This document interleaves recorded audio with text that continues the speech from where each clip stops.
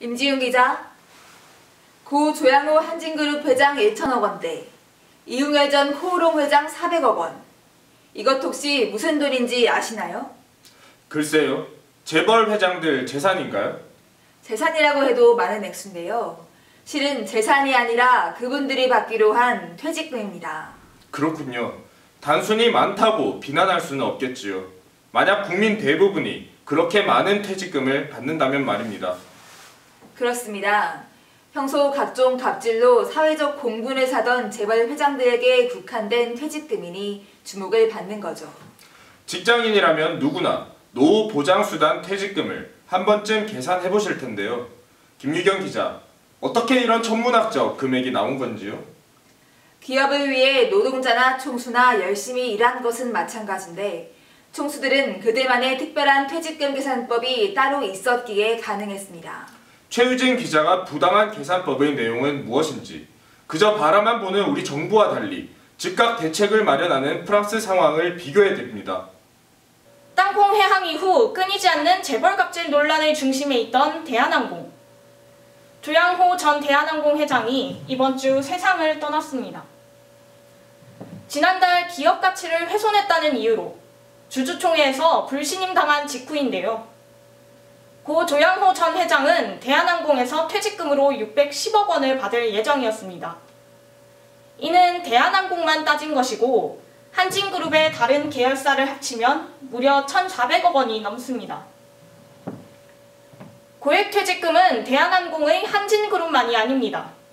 꼬리 자르기 논란의 코오롱 이웅열 회장은 410억 원, 경영 부진으로 물러난 박상구 아시아나 회장은 300억 원, LG그룹 고 구본무 회장 역시 201억 원이나 되는 것으로 알려졌습니다.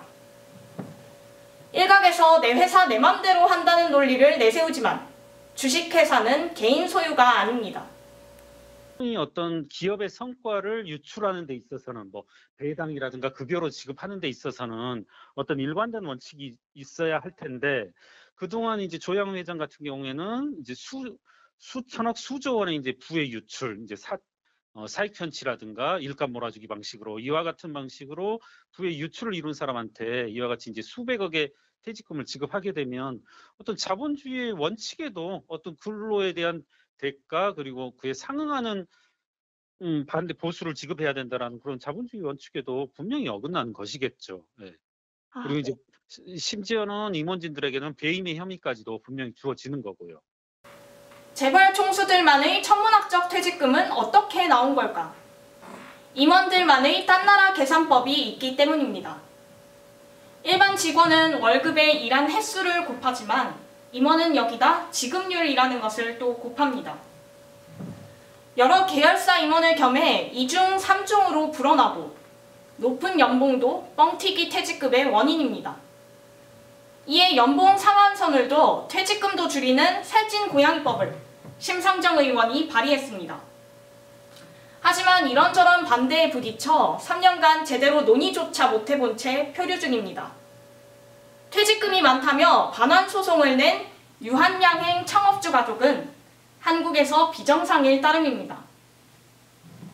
정치권이나 정부에서는 그런 노력을 하고 있는 게 없을까요? 아직은 입법안으로라든가 그런 이제 공론화되는 과정은 거의 없는 것으로 합니다. 미국 상장사들 같은 경우에는 임원 퇴직금에 관한 정보를 넓고 깊게 이렇게 점점 공식토록 요구하고 있더라고요. 그러니까 제가 깊게라는 표현을 썼는데 어떤 기준에 의해서 재직 기간에 어떤 성과, 영업이익 성과, 어떤 무슨 성과에 의해서 이와 같이 지급하게 됐고, 그리고 이제 포괄적으로 아주 세세한 부분까지도 어떤 명목으로 주어졌다는 것까지 넓게 이렇게 공식토록 요구하고 있더라고요.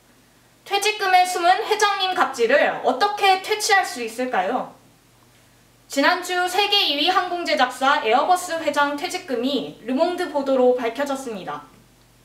470억 원이라는 사실에 프랑스 사회의 논쟁거리로 떠올랐습니다. 에어버스 매출액은 연간 80조 원으로 한진그룹의 6배가 넘습니다. 고 조양호 회장의 1,400억과 비교하면 우리 돈 수십억 원에 불과합니다. 그런데도 프랑스 르메르 재정경제부 장관은 즉각 퇴직금 상한 입법을 예고했습니다. 고액 퇴직금이 자본주의의 신뢰도와 안정도를 해친다는 이유에서입니다. 사회적 공감대라는 틀을 강조하는 선진국 모습에 진정한 자본주의의 길이 보입니다. 단비뉴스 최유진입니다.